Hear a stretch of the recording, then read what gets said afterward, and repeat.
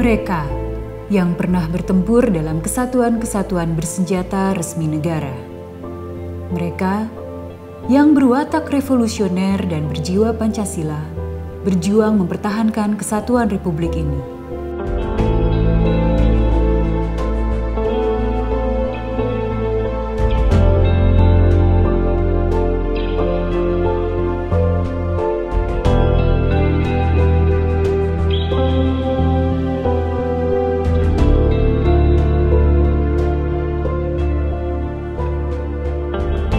Berbanggalah Republik ini memiliki orang-orang yang besar cintanya pada Republik ini, sehingga berjuang, bertempur, dan berkorban dengan tulus tanpa pamrih.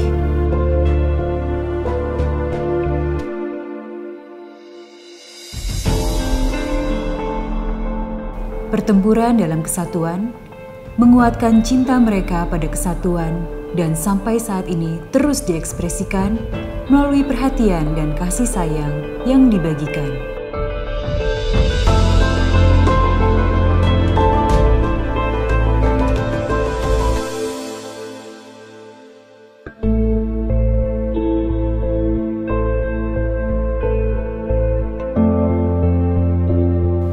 Walaupun kini sebagian dari mereka hidup prihatin di alam kemerdekaan Republik Indonesia, di saat apa yang mereka perjuangkan telah didapatkan Republik ini.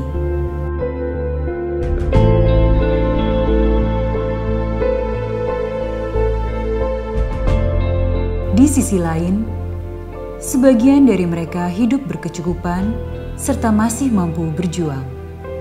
Mereka yang dulu pernah berjuang, sekarang pun masih terus berjuang untuk negara tercinta. Berjuang dengan semangat tinggi, semata-mata hanya untuk menjaga keutuhan serta kebesaran bangsa ini. Waktu saya menanamkan bom batok di jalan tuh, ya kan? Itu ditutupi sama kotoran kerbau biar menyamar. Begitu mereka lewat, kita tarik sama kawat, meledak gitu.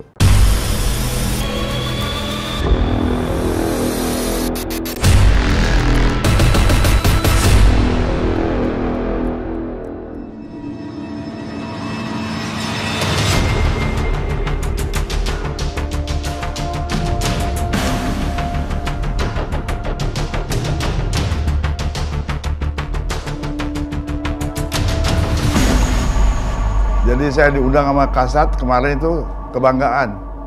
Udah umur 89 baru diundang lagi gitu. Saya datang ke gedung itu tahun 50. Wah, sudah lama banget. Jadi udah berapa tahun tuh. Karena saya ikut menyaksikan timbang terima dari tentara Belanda itu. Tahun 50 pangkat saya sersan.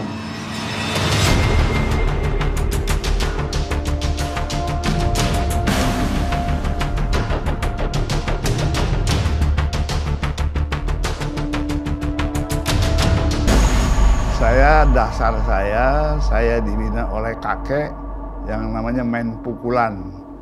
Disebut tuh pencaksilat sekarang. Jadi saya udah mental, fisik siap. Umur 16 tahun saya diungsikan ke Tasikmalaya. Kira-kira akhir 46. Karena saya kalau di Jakarta kelakuan saya kayak ekstremis gitu. Bisa ditangkap Belanda kan. Nah, di Tasikmalaya itu sesudah 6 bulan, tanggal 21 Juli 1947. Itu aksi militer Belanda yang pertama menyerang daerah Republik. Saya dari situ ngungsi ke selatan namanya Cibeti, Tasikmalaya. Itu dengan orang tua yang sudah kucar-kacir karena dia pegawai pos telegraf and telepon, udah nggak dapat gaji kan. Ada tentara liwat, namanya Detasemen Garuda Putih, dipimpin oleh Kapten Burdah. Berhenti di komplek itu. Saya dipanggil, karena kan kalau dari tentara kumpul kan kita nggak deketin, pengen tahu gitu. Saya baru umur 16 tahun itu. Jang ke dia, gitu. Dipikir saya orang Sunda.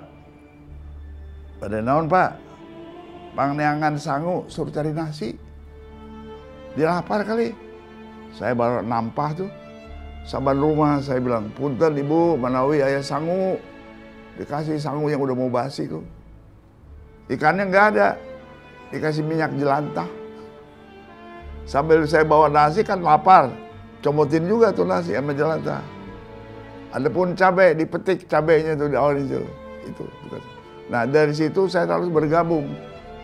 Apa tugas saya? Bawa peluru. Akhirnya latihan nembak. Akhirnya saya bergabung dengan Detasmen Garuda Putih Divisi Siliwangi.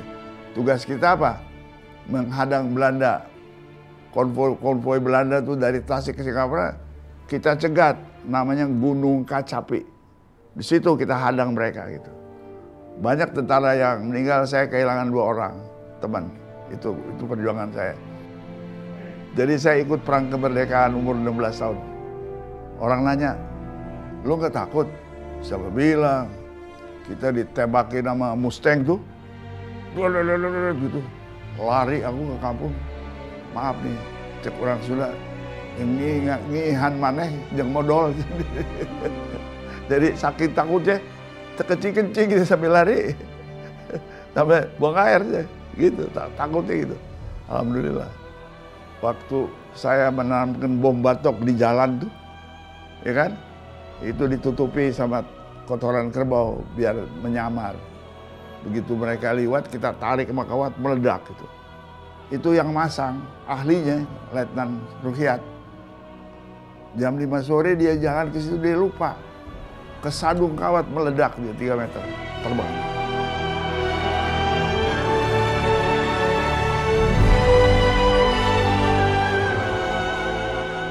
Itulah, jadi saya itu termasuk pejuang kemerdekaan dalam usia dini. Alhamdulillah, tahun 50 dapat pangkat sersan kayak Anda gitu.